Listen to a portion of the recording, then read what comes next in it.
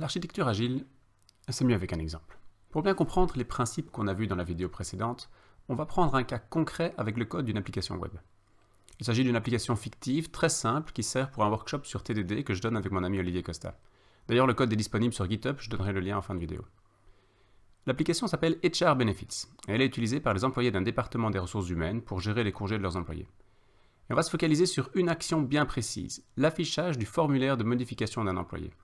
Le cas est très basique, mais ça nous permettra de nous concentrer sur ce qui compte. Il sera très simple d'extrapoler à partir de là. Pour rappel, on a vu que l'architecture hexagonale isole fortement le module métier de notre application par rapport au module de détail. Ici, le projet web, qui affiche le formulaire HTML, est l'adaptateur du port primaire iManageEmployees.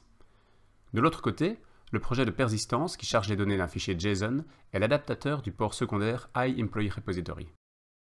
Si on regarde le code derrière ces éléments, on voit que EmployeeController est dans un projet web, ASP.NET, et qu'il a un point d'entrée Edit. C'est en faisant une requête HTTP sur cette URL que l'utilisateur recevra un formulaire de modification d'un employé avec les champs remplis pour cet employé. Donc la méthode Edit va simplement appeler le module métier pour obtenir les données de cet employé, puis les intégrer dans le formulaire HTML. Mais on voit déjà une chose très importante. EmployeeController ne crée pas lui-même une instance du service qu'il veut appeler. Au lieu de ça, il va demander de recevoir une instance directement via son constructeur. C'est ce qu'on appelle l'injection de dépendance, ou Dependency Injection en anglais.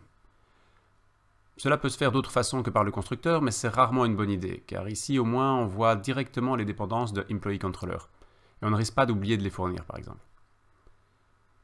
Au lieu de spécifier que notre contrôleur a besoin d'un Employee Service, on a dit qu'on allait dépendre uniquement des interfaces qui servent de point d'entrée au module métier, donc ici iManageEmployees. Dépendre ainsi d'une abstraction diminue le couplage et va nous permettre de fournir autre chose qu'un Employee Service par la suite, pendant les tests par exemple. Dans l'interface iManageEmployees, notre port primaire, on retrouve simplement la méthode getEmployee, qui est appelée à partir du contrôleur. Et la classe EmployeeService implémente concrètement cette interface et contient donc le code qui va appeler le module de persistance pour obtenir les données sur l'employé. C'est un cas très simple, mais on pourrait avoir beaucoup plus de choses comme l'agrégation de différentes données ou autres. On voit qu'on injecte de nouveau la dépendance via le constructeur. Mais on va rajouter quelque chose de très important cette fois-ci.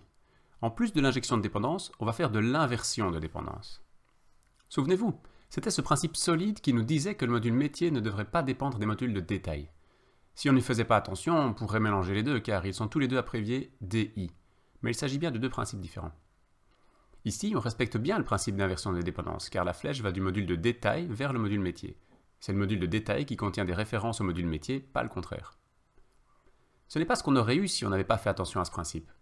On aurait eu tendance à mettre l'interface iEmployeeRepository à côté de son implémentation, dans le module infrastructure.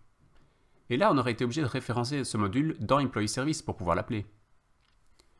Donc en résumé, en déplaçant simplement l'interface, on garantit que les changements au niveau des détails n'impacteront pas les règles métiers, parce qu'elles sont maintenant mieux isolées et plus facilement testables.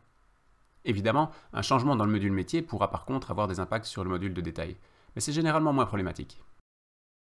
On retrouve dans cette interface une méthode getEmployee, et son implémentation se trouve donc dans la classe EmployeeFileRepository.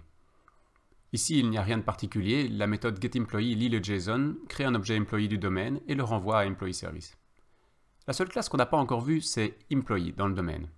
Elle contient toutes les règles de calcul des congés de l'employé en question. Dans une véritable application, on aurait ici beaucoup plus de logique évidemment. On avait vu qu'un des avantages de ce type d'architecture est qu'on va pouvoir tester très facilement tout le code métier. Et effectivement, EmployeeTest va pouvoir appeler le port primaire et enregistrer un mock pour surveiller tout ce qui sort par le port secondaire. Et si on s'inquiète du code du contrôleur qui n'est pas testé, on peut également l'inclure dans le test. Il faut juste bien comprendre que nos tests vont alors être plus fortement liés à notre projet web au lieu d'être uniquement axés sur le module métier. Je pense que ça vaut souvent la peine, mais ce n'est pas forcément le cas. C'est à vous de voir.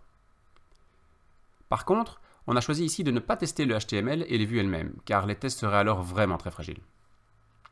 Donc on a maintenant un test qui crée un employé dans EmployeeRepository Mock, qui appelle Edit sur le contrôleur, et qui finit par vérifier les données du EmployeeViewModel renvoyé par ce contrôleur. On ne va pas plus loin. On fait confiance au framework ASP.NET pour transformer ensuite ce modèle en une réponse HTTP contenant une page HTML. De toute façon, on vérifie cette page manuellement au moment du développement, et on se dit que le risque que ça se casse par erreur par la suite est relativement faible. Le mock est une classe très simple qui contient une liste d'employés en mémoire au lieu de lire réellement le fichier JSON. On peut utiliser une librairie de mock au lieu de faire une classe nous-mêmes, mais ce n'est pas forcément plus simple, et ici on a la liberté d'utiliser des noms clairs pour notre test. Ça en facilite la compréhension. Alors une petite remarque de plus, pour éviter que le code client ne puisse modifier les données de la liste d'employés en mémoire directement, on fait une copie des objets avant de les renvoyer. Voilà, avec ça on a un exemple simple d'architecture hexagonale.